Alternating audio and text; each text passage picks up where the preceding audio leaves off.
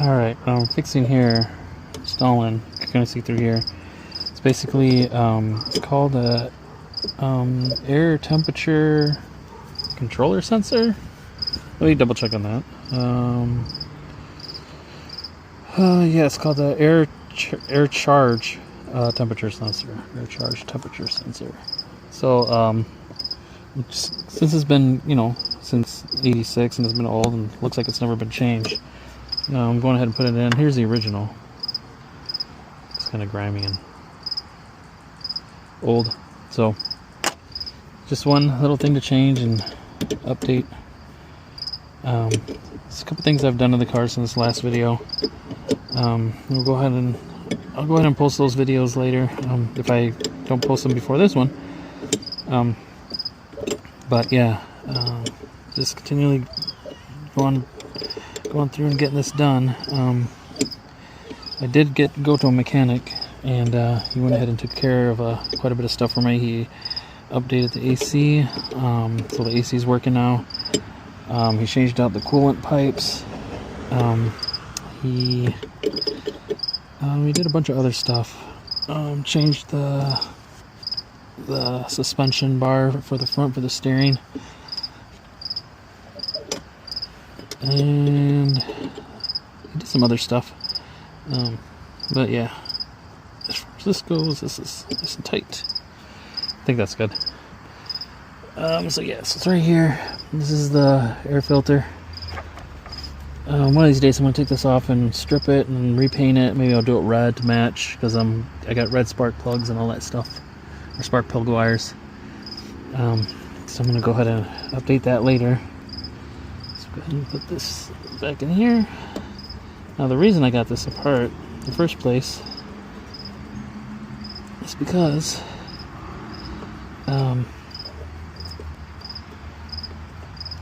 hold on, what is going on here?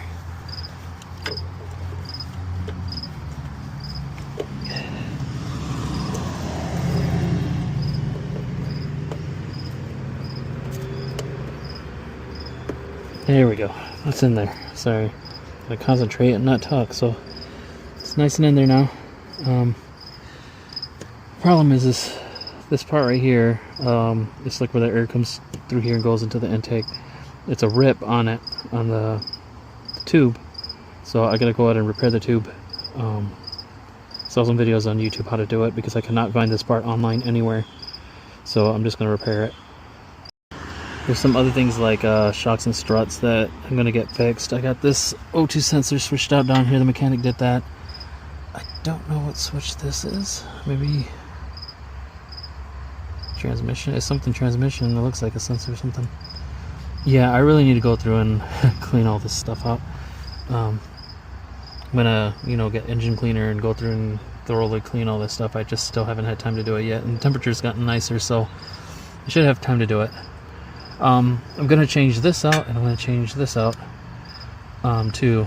And this part I learned today was actually, they thought that since this gets hot, in order to cool it down, they have this thing that collects air, and then it blows air onto it.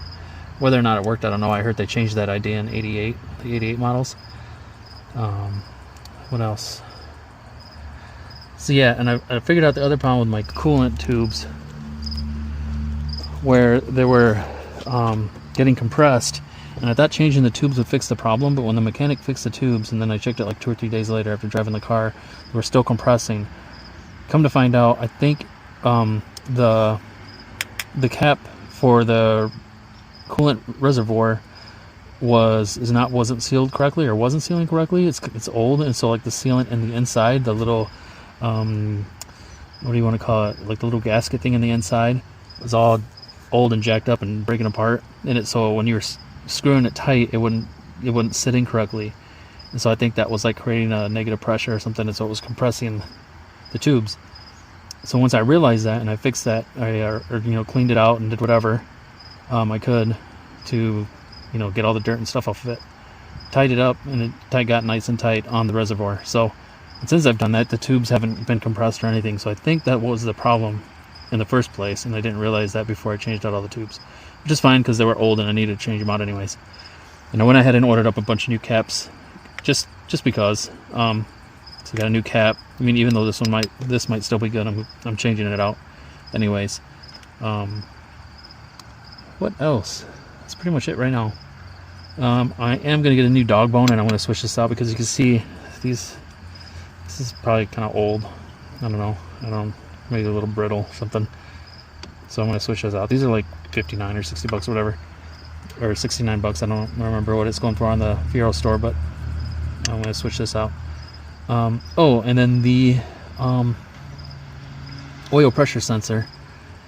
That was one thing that the mechanic couldn't get to because he thought that you had to get a deep socket to go in and take it out, and it's right here. But actually what you got to do is you got to take the battery out and you got to come at it from the bottom with a wrench and unscrew it with a wrench. As you can see, yeah, like I said, the distributor cap, I'm going to change it to a red one, like a performance one, and also this. I forgot what this one's called. As you can see, the filter's in there. But yeah, I'm going to take this out and clean it, really clean it, and then what the heck? I don't know what that is. Anyways, so yeah, so I'm gonna go ahead and clean the tube that goes right here. Clean it and repair it, and put that back on there. And so yeah, I'm gonna call the mechanic and see what we could do for, like, how much it's gonna cost for, as I call it, phase 2, where he fixed the struts and shocks and some gaskets. I have to get the gasket for this and another gasket. I can't remember where he said it was at. Okay, so this is the part that I was talking about. I went ahead and already cleaned it. The best I could. I mean, it's still a little bit dirty here and there, but I mean, overall, still pretty decent clean. I used the 91% isopropyl alcohol. Yeah, this stuff. So I just sprayed the whole thing, try to clean it off, and then sprayed in the inside, towel, clean it off, let it dry for a little bit. So what the video shows is, here's the crack right here. So when the car's running, you can hear the squeaking coming out from this right here. So air is escaping from here. So the video that I watched, there's two different ways of doing it. There's one where you could use like a black silicone and use the super glue and then the black silicone, and then you let it sit for a while. But the other video that I saw, same thing with the super glue. I'm going to go ahead and do that, and then you use this quick fix tape. So I'm going to go ahead and just wrap it, a couple times. Make sure that it's covered, nice and sealed with this tape. I heard this stuff, really good. It's okay because of the heat and stuff like that. So heat and sound control. So it should have no problems being next to the engine. You could use it for exhaust, a bunch of other stuff. So I'm not too worried about it getting hot. So we'll go ahead and see if we can get this done. I'm just going to go ahead and take these gloves off. Yeah, for some strange reason, I cannot find this part anywhere. Nowhere. No eBay, no Rock Auto, Fiero store, nothing. Nobody sells this. And the ones that I did find on eBay, they were already sold. So guys, just to let you know, if you have problems with this and it gets ripped or whatever, good luck trying to find it. You're gonna have to go to probably a junkyard or something, but junkyards around me, they don't have any Fiero. So I was even trying to look for aftermarket ones, nothing. So I'm just gonna do this fix, and then until I find another one, and it should be all right. So I've seen other people online doing this, and it works fine. So I'm gonna go ahead and super glue this first, and wait maybe like 10 minutes or so. Let it settle and get tight.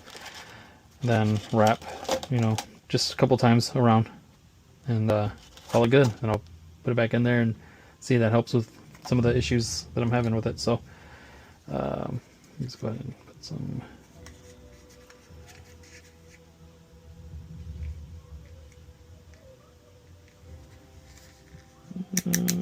There we go. So unfortunately my Meta glasses, smart glasses died. So I'm gonna have to use my phone, but where I left off was I'm gonna go ahead and put this on there, and then I will come back when I get this all taped up and wrapped.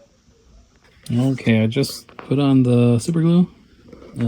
This is what it looks like. I put a bunch on there. It gets on there already pretty tight. And then, well, I kind of see a little crack right there. I didn't see that without zooming in on this. So I'm gonna go ahead and put some on there too. Everything else, I mean, it's already pretty tight on it. So I just put another layer on top of it. So I'm gonna go ahead and put some right there, just in case. So yeah, everything else looks okay on here. So yep, I'll take care of that. And then once I get it wrapped with this stuff, we'll go ahead and throw it back in the car and let it sit overnight. All right. Okay, after I put that tape on it, self-adhesive tape, I guess that's what you want to call it. That's what it looks like. I know it's kind of hard to do it with these little grooves on it. So it does have, like, you know, a little gap here. But I did run out and bought silicone. I did end up buying it. To spend the extra money, might as well just do it right? So I got black, get this stuff. RTV, you know, black silicone. So, or sealant, I mean. Yeah, silicone. So yeah, so I'm just gonna go through and try to like put some underneath here on each one, and then, you know, go ahead and goop it around just a couple times to give it a nice tight seal. And it'll be temporary. I think it'll work for now.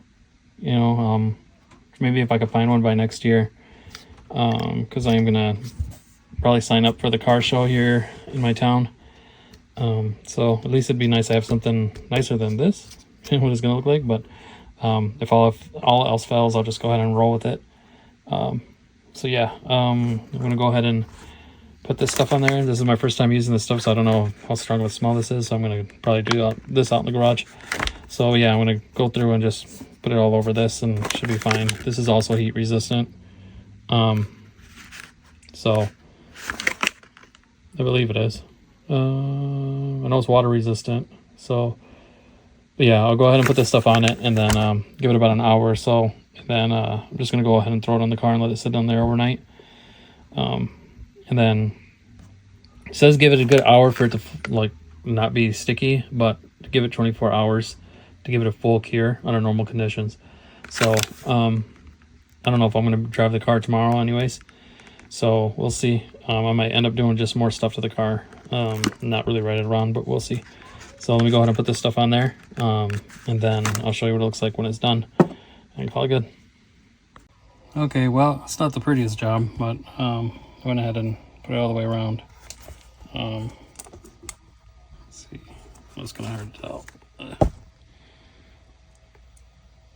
But it's kind of hard to get into those crevices and stuff. But I think the tape around where it was cracked, I did it a couple times around that area right here. So I mean, it's sealed. Like, again, I put super glue, and then it was pretty tight, and then when I pulled it, it wasn't coming apart. And then put the tape around it, and it went around the loop part right here, the tape, self-adhesive tape, it was actually pretty good around there. So, and then put the silicone stuff on it. It's just really hard to try to get around these corners and stuff like that, but I don't think any air is going to come out of it. So as good as it's going to get. I think it's a temporary thing. So we'll see how it goes in the morning. All right, it's bright and early the next day, and that is what it looks like. All connected up. I don't know if it's still tacky or not. Let's try it. Nope, it's fine. It's not tacky. So hopefully this will also help with the RPMs. So I think I'm gonna go ahead and jump in the car and see if that helps the idling, because before the idling would like fluctuate. So I didn't notice this was before. There's a little crack right here, but hopefully air isn't escaping from that. So Shouldn't. So let's try it.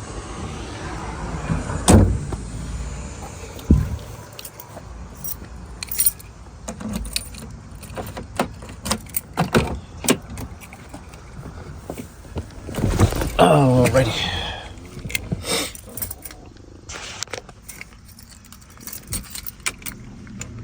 Let's keep an eye on those RPMs.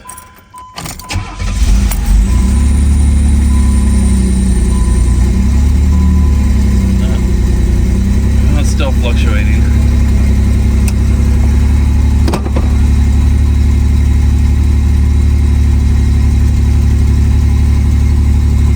Yeah, like after I drive the car for a while, and then like let's say go to a stoplight or something, the RPMs will idle at around 1 or less, 800. So it's still giving high idle.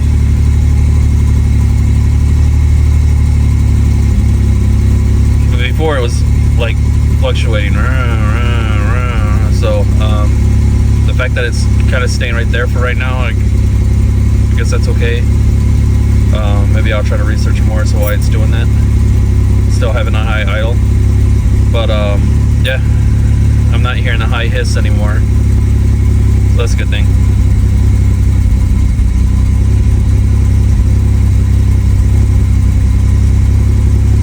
All right, that's that.